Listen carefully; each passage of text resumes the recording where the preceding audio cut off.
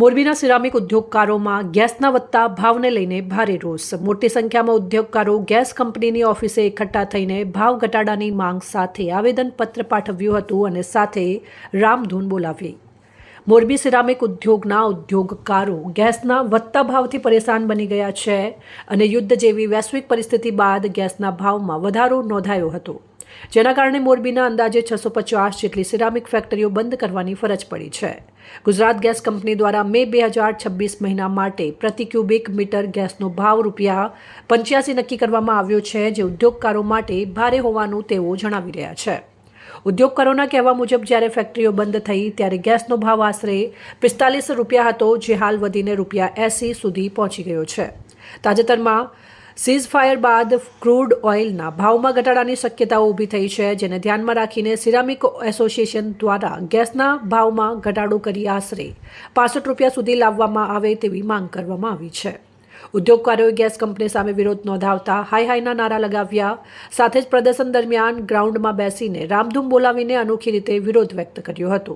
હવે એ જોવાનું રહેશે કે સિરામિક ઉદ્યોગકારોની આ માંગ પર ગેસ કંપની શું નિર્ણય લે છે અને એ ઉદ્યોગને રાહત મળે છે કે નહીં. આંતરરાષ્ટ્રીય માર્કેટમાં એલએનજીના જે ભાવમાં ઉછાળો આવ્યો અને ડબલથી પણ વધારે ભાવ ગુજરાત ગેસના થઈ ગયા, જે આજે અમને 41 થી 42 રૂપિયામાં ગુજરાત ગેસ મળતો હતો, એનો એક વખત ₹92 ગુજરાત ગેસનો ભાવ આવ્યો હતો. એટલે આ ભાવમાં આ ઇન્ડસ્ટ્રી ચલાવવી મુશ્કેલ છે અને ચાલી શકે તેમ નથી, કેમ કે લિક્વિડિટીના ઇસ્યુ આવે.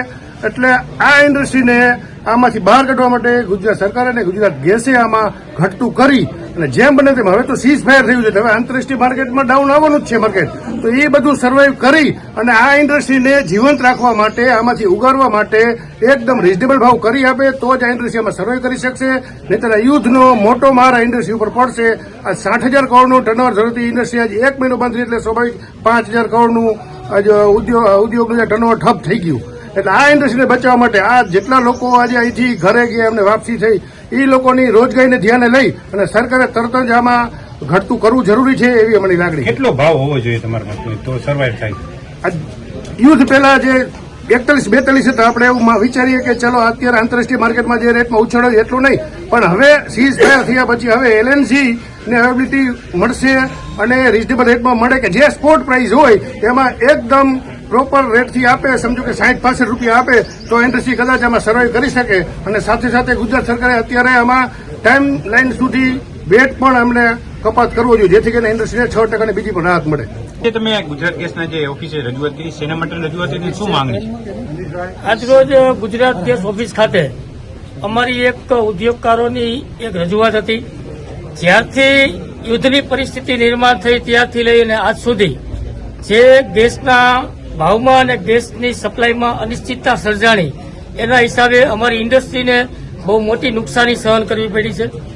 અમારા અને ગુજરાત ગેસના બધા ઉદ્યોગકારો સાથે સતત ચર્ચા અને વિચારણા કરી અમારે ગેસમાં મતલબમાં માગણી અમારી કરવાની હોવાથી અમે ગુજરાત ગેસ સાથે સતત સંપર્કમાં રહી અને અમે અવારનવાર ભાવ લેતા હોઈએ છીએ.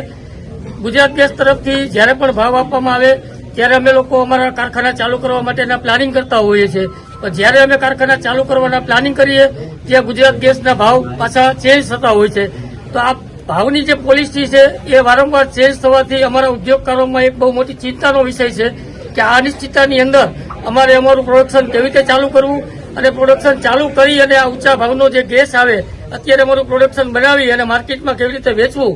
આજે ઊંચા ભાવથી ગેસ ખરીદી કરવો, આવતા મહિને પાછો ગેસનો ભાવ નીચો થાય, શું થાય એ અત્યારની પરિસ્થિતિ ઉપર કોઈ નક્કી થઈ શકતું નથી. જેના માટે અમે આજરોજ અત્યારે ગુજરાત ગેસે આવેદનપત્ર આપ્યું કે જે 2 દિવસ પહેલા જે અમને ભાવ આપવામાં આવ્યો હતો મે મહિનાનો, એ ભાવ હતો જ્યારે યુદ્ધ ચાલુ હતું, પણ ગત રાત્રિના રોજ જે સીઝ ફાયર થયું ત્યાર પછી ગેસના ભાવ અને ક્રૂડ ઓઇલના ભાવ જે આવ્યા છે એ નીચા ભાવ આવ્યા છે.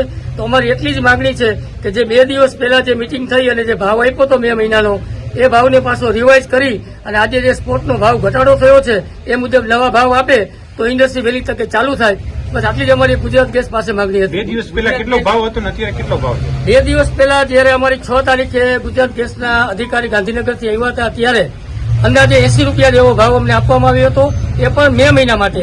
તો જયારે ભાવ આપવામાં આવ્યો ત્યારે અમને એવું કહેવામાં આવેલું કે તમે અમને મે મહિનાની ક્વોન્ટિટી આપો, એના ઉપર અમે અમારો ઓર્ડર બુક કરશું અને પછી તમને સપ્લાય કરશું.